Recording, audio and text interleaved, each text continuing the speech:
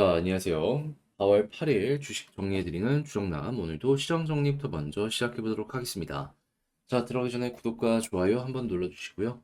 지금 미국에서 나온 내용으로 한국 시장까지 어떤 영향 받을 수 있는지 하나씩 살펴보도록 하겠습니다.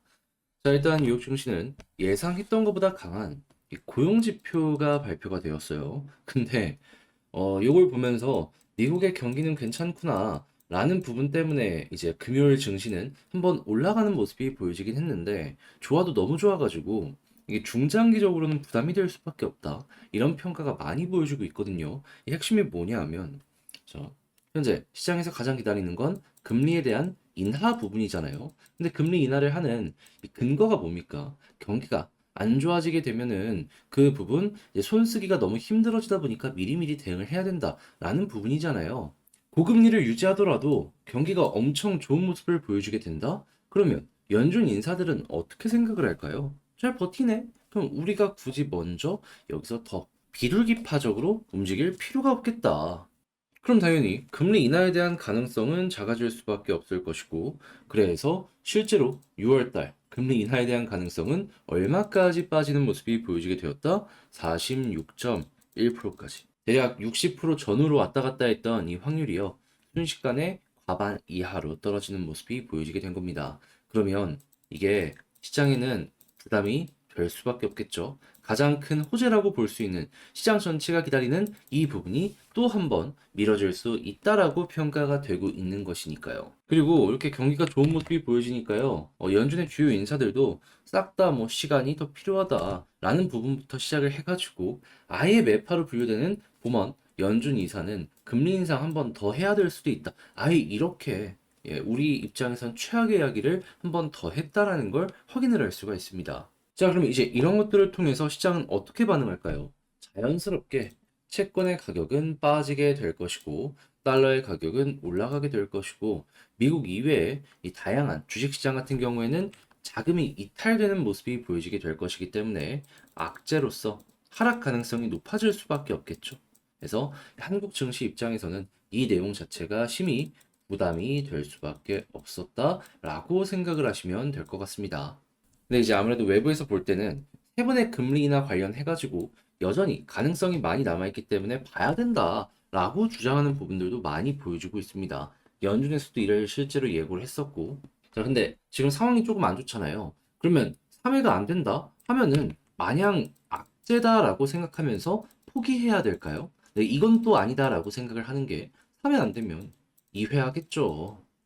그리고 이제 6월달 FOMC 지나면은 7월 FOMC 있고요. 그 다음에 중간에 쉬어가는 달은 있겠지만은 12월까지 거의 한 달에서 한 번, 두 달에 한 번 계속 이제 FOMC 회의가 진행이 될 겁니다.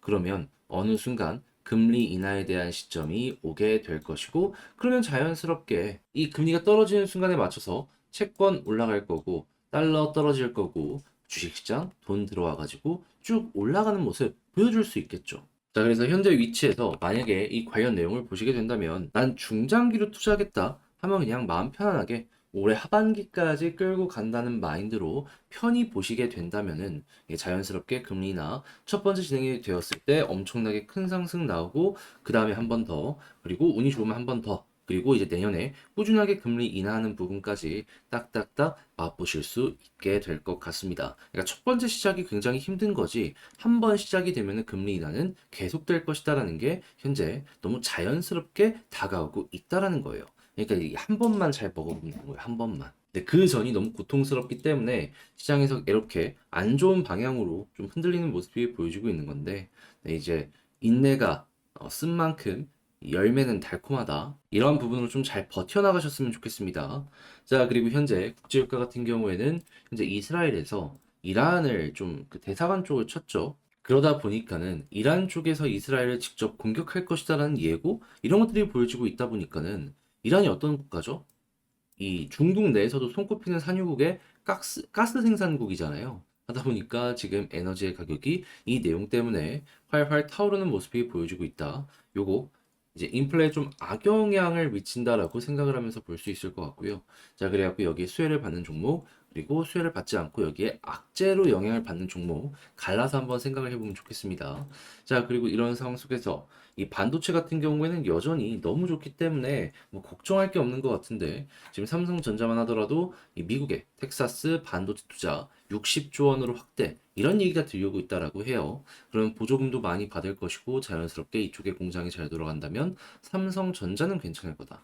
다만 밸류 체인상 한국 쪽보다도 이 미국 쪽의 반도체 소재나 장비 쪽이 훨씬 더 오랜 시간 동안 검증을 많이 해놓은 상황이기 때문에 이쪽 제품을 쓸 가능성이 높거든요. 하다못해 뭐 일본 쪽 걸 쓸 수도 있고. 그래서 이제 이러한 부분들 같은 경우에는 어찌 보면은 한국에 있는 이 밸류체인 기업들 입장에서는 큰 먹거리 하나가 좀 덜어지는 것이 아닌가.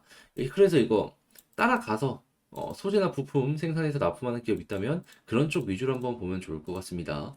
자, 그리고 TSMC 공장 또 멈췄다. 막 이런 얘기들이 들려오고 있어가지고 삼성이 반사수혜를 받을 수 있다. 이런 얘기 들려오고 있어서 이것도 호재로 보시면 좋고요. 그리고 OLED 관련으로도 차근차근 진화하는 모습이 보여지고 있는데 지금 중국을 억누르고 한국에서 이 LG랑 삼성이랑 손잡고 치고 가려는 모습이 보여지고 있죠. 요거 잘 되는 모습이 보여지면 요 LED 사이클이 돌아오게 되었을 때 또 한번 올라가는 모습 실적이랑 엮여서 보여줄 수 있기 때문에 한번 주목을 해보는 것도 괜찮을 것 같습니다. 자, 그리고 HD 한국조선해양 선박 탄소 중립 실증 설비 구축 얘기 들려오고 있다라고 하는데 유럽 쪽에서 장사하기 위해서는 이 탄소 중립이 굉장히 중요하거든요. 자, 그러다 보니까는 이러한 부분들 자체가 이제 계속해서 줌을 넣으려는 선주들 입장에서는 매력적으로 보여줄 수밖에 없을 것이다. 이 기대 한번 하시면서 쭉 보시는 것도 아주 좋을 것 같습니다. 자, 마지막으로 현대로템 방산 쪽도 방산인데 지금 전차나 이런 쪽으로 해가지고도 계속해서 사업을 확장하는 모습이 보여지고 있죠. 근데 지금은 그동안 이제 높은 매출을 발생을 시켰던 이 폴란드 쪽에서 K2에 대해서 굉장히 관심을 많이 하고 있는 상황이기 때문에 추가 수출 임박하고 있다라는 부분이 보여지고 있다라고 합니다. 우리나라가 싸고 성능이 괜찮기 때문에 되게 높게 평가를 받고 있는 것인데 이 폴란드 잘 되면 그 주변 국가로도 확장을 할 수 있으니까요. 야, 이쪽도 요즘엔 좀 조용했지만 다시 한번 올라갈 수도 있겠구나라는 거 기대하시면서 오늘의 시장 정리 쭉 한번 보시면 좋겠습니다. 자, 이렇게 해서 한번 분석을 해봤는데 어떻게 여러분들께 도움이 되었을지 모르겠어요. 괜찮았다면 구독과 좋아요 한번 부탁드리고요. 그리고 지금 말씀드린 내용들 같은 경우에는 제가 장 시작 전에 텔레그램 공부방을 통해서 이런 식으로 올려드리고 있으니까 같이 한번 보고 싶다 하시는 분들이 있다면 영상 소개란에 있는 링크를 클릭하시고 입장을 하시고 이렇게 공부할 수 있는 내용들도 같이 분석을 해봤으면 좋겠습니다. 자, 그러면 개별 종목 살펴보도록 할게요. 안녕하세요. 제가 이번에 가지고 온 종목은 두산 에너빌리티를 가지고 왔습니다.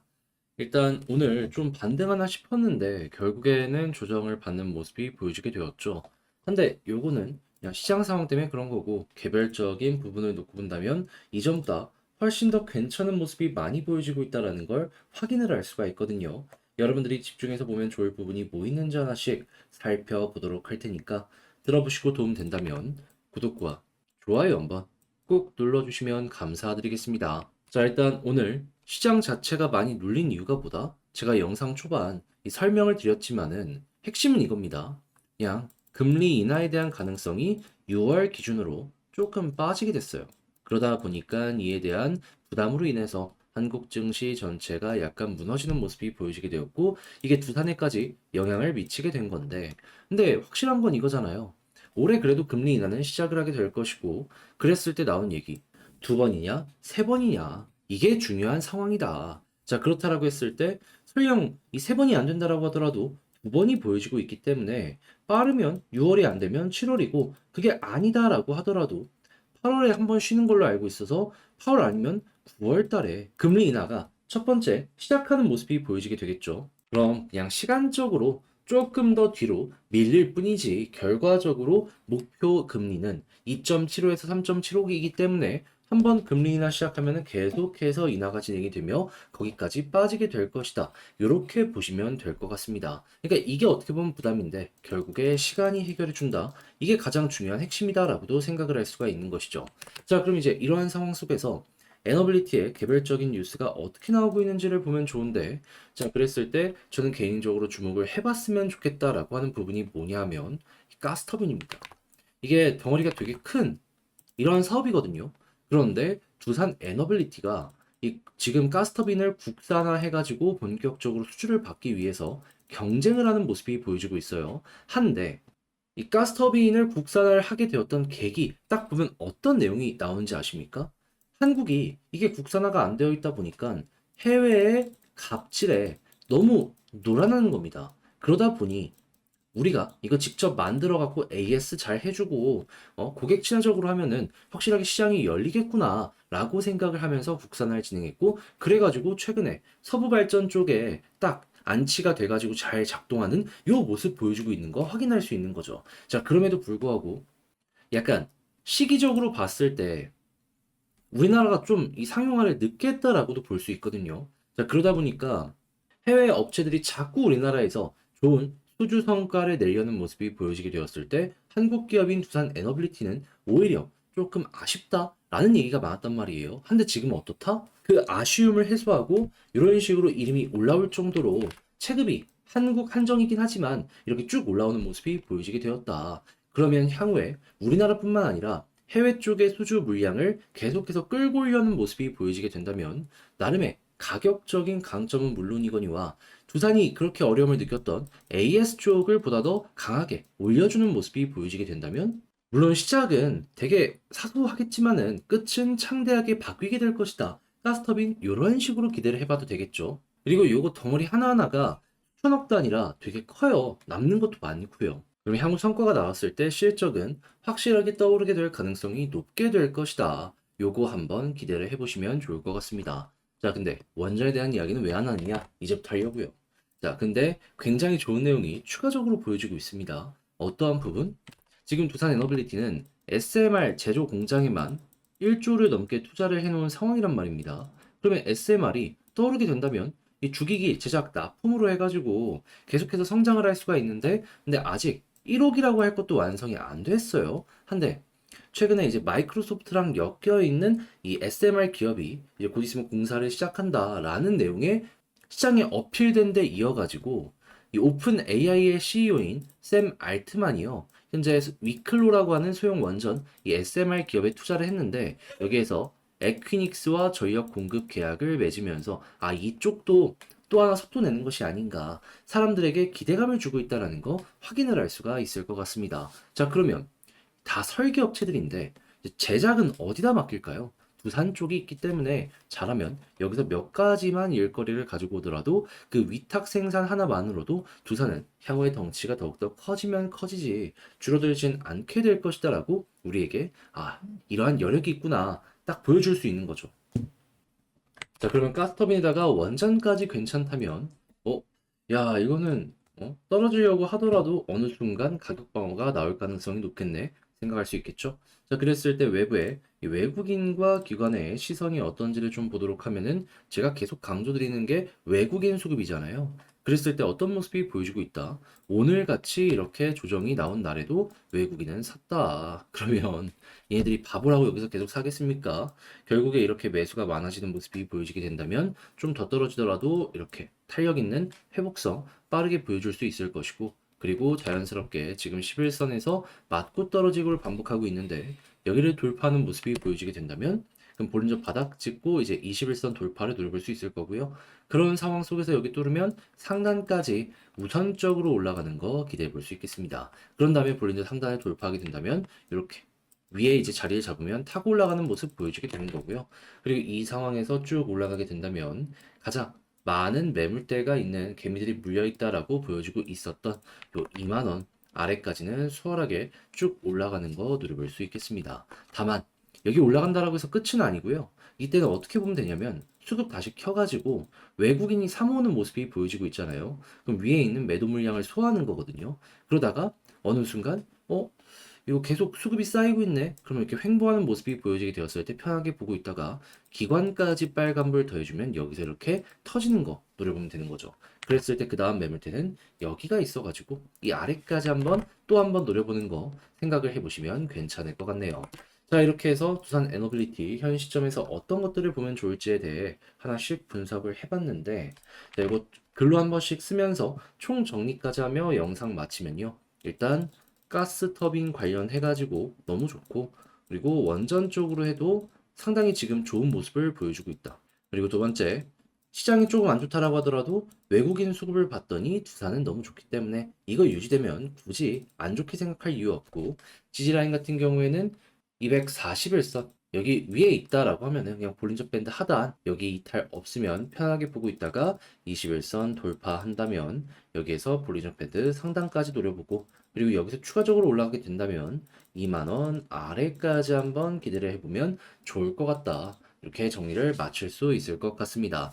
자, 해서 두산 에너빌리티에 대한 정리 최종적으로 한번 해봤는데 어떻게 여러분들께 도움이 되었을지 모르겠어요. 잘 보셨다면 구독과 좋아요 한번 부탁드리고요. 전 다음에 더 좋은 영상으로 다시 인사를 드리겠다라고 말씀드리며 이상 주식 정리해드리는 주정남이었습니다. 감사합니다.